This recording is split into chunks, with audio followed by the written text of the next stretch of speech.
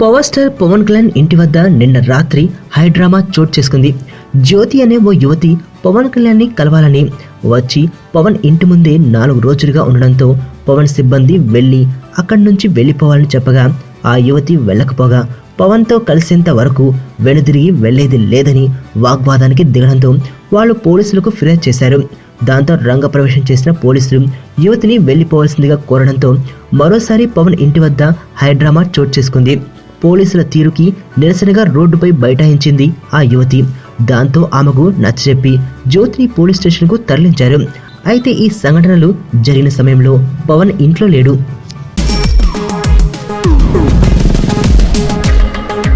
ప్రపంచంలో ప్రతి ప్రేమ కథ మధురంగా ఉంటుంది. మనది మనకు మరీ అద్భుతంగా ఉంటుంది. నా ఫీలింగ్స్ ఎక్స్ప్రెషన్స్ అన్నీ పేపర్ మీద రాసి తనకి ఇస్తాను రా. అవసరమా రా ఇదంతా? ఇన్ఫాచ్యువేషన్ రా. రే, అమ్మాయిని చూసిన వెంటనే అలా